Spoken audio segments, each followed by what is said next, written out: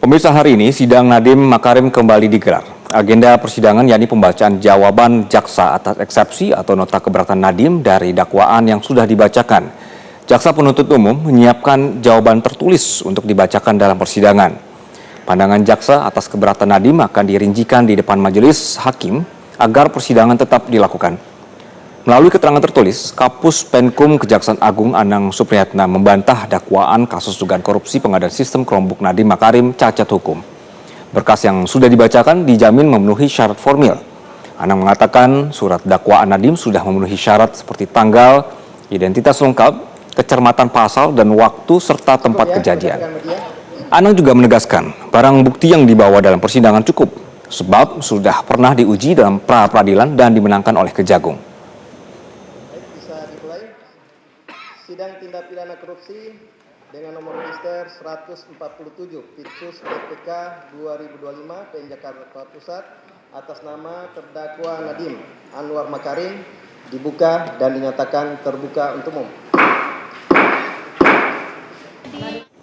Untuk mengetahui bagaimana jalannya sidang, sudah bergabung bersama kami ada Fadila Syarafina di lokasi. Fadila, selamat siang. Bagaimana situasi terkini dari sana? Ya, selamat siang Anggi. Untuk persidangan dari terdakwa Nadiem Makarim dalam kasus dugaan tindak pidana korupsi pengadaan Chromebook dan juga Chrome OS di Kemendikbudristek periode 2019 hingga 2022 ini sampai saat ini masih belum dimulai, karena kalau kita melihat dari penjadwalannya sendiri Anggi, nantinya ini sidang akan dimulai pada sekitar pukul 1 siang atau ini berarti sekitar setengah jam lagi. Tapi kita akan lihat lagi ya Anggi, apakah sidang ini akan dimulai secara tepat waktu atau tidak. Seperti yang Anda sampaikan tadi, memang nantinya pada hari ini agenda dari persidangan adalah pembacaan dari jawaban jaksa penuntut umum.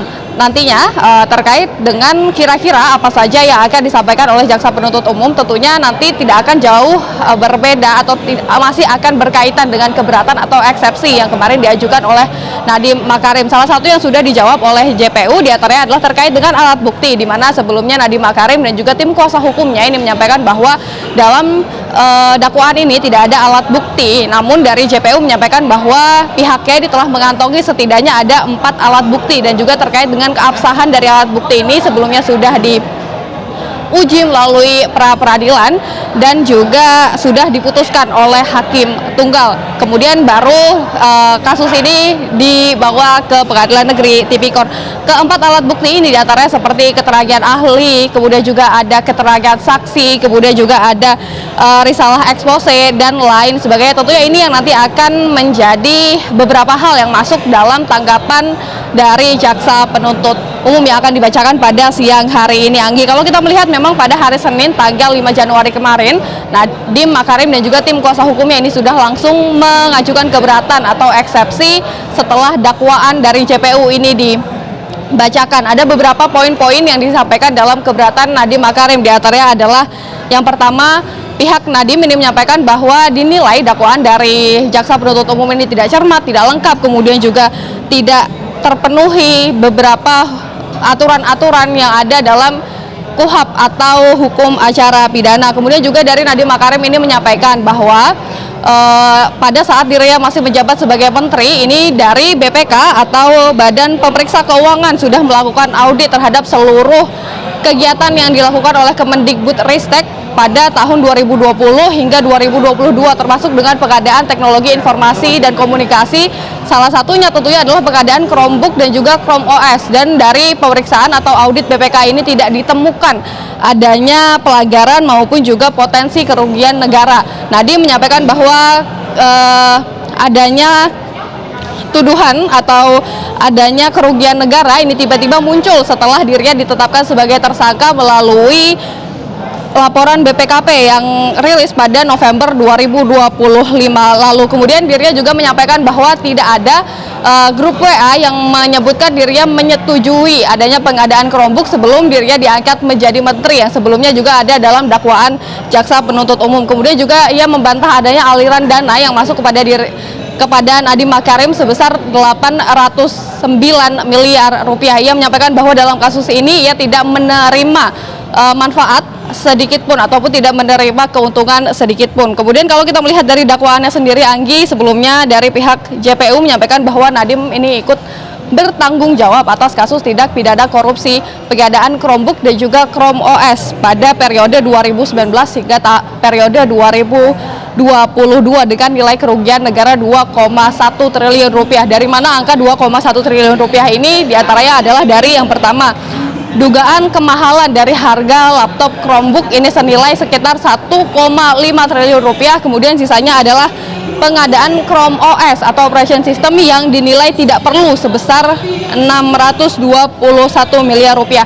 Audit kerugian negara ini disebut oleh jaksa penuntut umum ini merupakan hasil dari audit BPK, sehingga Nadiem Makarim didakwa telah melakukan pelanggaran terhadap pasal 2 atau pasal 1 pasal 2 ayat pasal 2 ayat 1 atau pasal 3 junto pasal 18 Undang-Undang Tipikor junto pasal 55 ayat 1 ke 1 KUHP. Tentunya kita akan melihat ya, Anggi, bagaimana tanggapan dari JPU pada hari ini. Apakah nantinya tanggapan dari JPU ini akan menjawab keberatan-keberatan dari Nadiem Makarim keseluruhan, kemudian apakah nantinya tanggapan JPU ataupun eksepsi ini akan menjadi pertimbangan dari hakim dalam putusan sela, apakah nantinya kasus ini akan dilanjutkan atau tidak. Untuk sementara demikian, Anggi, kembali dulu ke Anda di studio. Baik, Fadila, satu lagi, apakah ada konfirmasi berkenaan dengan Nadiem hadir atau tidak di sidang kali ini? Kemudian tadi apakah sudah ada respons dari pihak jaksa atau juga kubu terdakwa? Ya, memang kalau dari tadi kami lihat ini Nadiem Makarim belum sampai ya, Anggi, di Pengadilan Negeri Tipikor.